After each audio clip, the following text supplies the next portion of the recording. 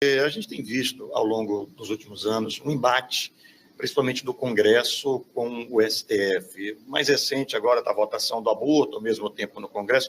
Como é que o senhor tem acompanhado isso como um político experiente?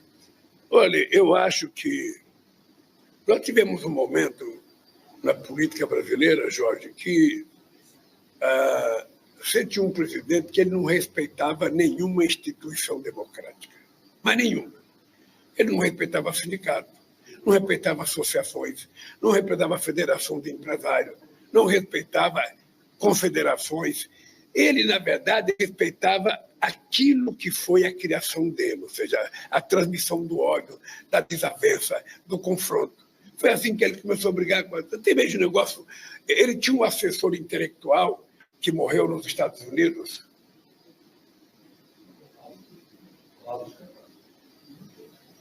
Eu não lembro o nome do o intelectual que morava nos Estados Unidos. Olavo de Carvalho. Olavo Carvalho. Você que é intelectual, não me chora.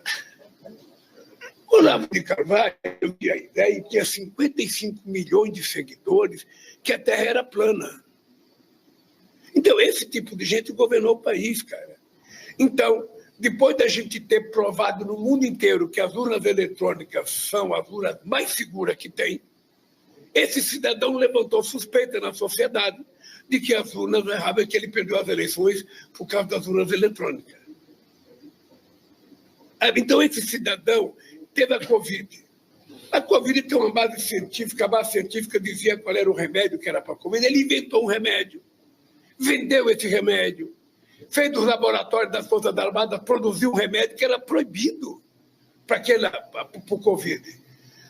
E teve quase 750 mil pessoas que morreram, metade poderia estar viva, se a gente tivesse feito as coisas corretas. Então, nós tivemos esse momento que foi criando um clima de instabilidade. Então, quem não pensava como eles era inimigo. E aí virou inimigo. Cada ministro da Suprema Corte... Jorge, eu faço política há 50 anos. Eu não lembro, em algum momento, que alguém de esquerda agrediu a Suprema Corte. Que alguém ofendeu o ministro. Eles xingam e vão na casa e fazem provocação. Isso não existia no Brasil. Então, nós estamos tentando reequilibrar a economia, a política brasileira. Essa loucura do cara que falou do aborto é uma coisa de uma insanidade tão grande, sabe, que o cidadão tem a ideia de quem foi vítima do aborto tem que pegar uma pena maior do que o cara que fez o aborto, do que o cara que praticou o aborto, é uma coisa impensável para uma pessoa de juízo perfeito. Então, nós temos que enfrentar esse debate, temos que discutir esse debate. Eu tenho dito para a bancada que defende o governo lá que a gente não pode ficar receoso, temos que ter coragem de debater, temos que ter coragem de discutir e divergir. Sabe? Foi assim, por exemplo, a questão da saidinha. Sim. A questão da saidinha. Olha, a saidinha é uma coisa que já existe há muito tempo e muita gente sai para visitar a família, sabe, em determinadas épocas do ano. E eu acho que, como a família, na minha cabeça, é a base elementar da construção de uma sociedade democrática, e você tem um filho preso, uma irmã presa, um irmão preso, um pai preso, se esse cara não cometeu crime hediondo, se esse cara não cometeu estupro, qual é o problema desse cara que está cumprindo pena vir visitar a família para a família ajudá-la a recuperar?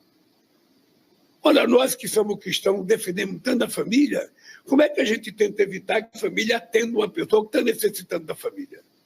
Porque quando você prende um cidadão, você prende na perspectiva de que você pode recuperá-lo. E se você pode recuperá-lo, nada melhor do que permitir que esse cidadão, de quando em quando, venha ver mulher, filho, venha ver marido, filho, venha ver pai, mãe. Ou seja, é uma coisa elementar. Mas aí a covardia fez com que as pessoas não, porque a saidinha é para liberar preso, que muita gente foge e não volta. É mentira. Não tem muita gente que foge.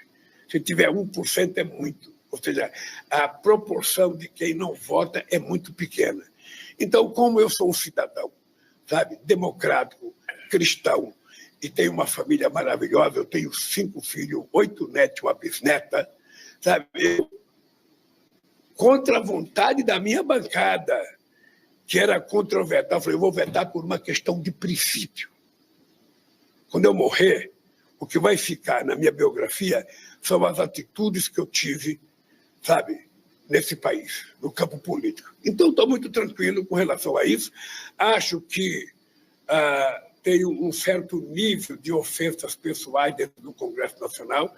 Uma semana dessa, eu liguei para o Lira e falei, é preciso colocar um limite nas pessoas, porque as pessoas, daqui a pouco, vai acontecer uma desgraça dentro da Câmara ou do Senado.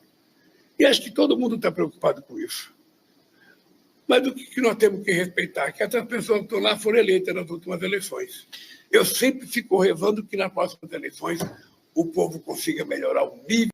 Houve um tempo em que esse discurso, jogos de azar, tinha alguma verdade. Tinha alguma verdade. De todos os jogos que acontece, eu sempre achei que o jogo do bicho era o jogo que mais distribuía dinheiro, porque o cara ganha R$50, R$40, R$30, o cara levanta de manhã, vai apostar na borboleta, vai apostar no leão, vai apostar no cachorro, no macaco, e depois o cara recebe R$20, R$30, R$50. Sabe? Isso é considerado contravenção. É proibido. Jogar baralho, jogar poker, jogar tudo a dinheiro é proibido. Fazer cassino é proibido. Mas e a jogatina que você tem hoje na televisão, no esporte? Criança com o celular na mão fazendo aposta o dia inteiro. Quem é que segura isso? Então, deixa eu lhe falar uma coisa. Eu não acredito no discurso de que se tiver cassino, o pobre vai gastar com o tempo. O pobre não vai no cassino.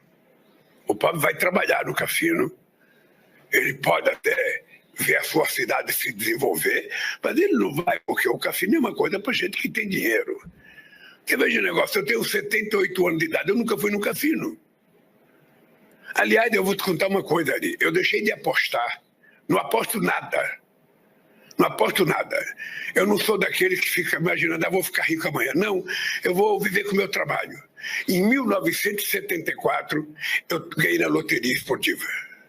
Eu estava vendo a zebrinha, e quando a zebrinha foi falando, eu olhando o meu cartão, não queria nem que a minha namorada visse, vendo meu cartão, 13 pontos. Aí eu guardei meu cartão. Aí eu descobri que eu tinha um lado maldoso, um lado perverso, ou seja, eu não contei para minha namorada, não contei para minha mãe, não contei para ninguém, eu estava rico. Aí, no dia seguinte, eu acordei, cara, a minha riqueza desapareceu, porque ganharam 30 mil pessoas, deu R$100 para cada um, e eu continuei pobre. Eu falei, nunca mais eu vou jogar, porque eu não quero alimentar um lado perverso que o ser humano tem.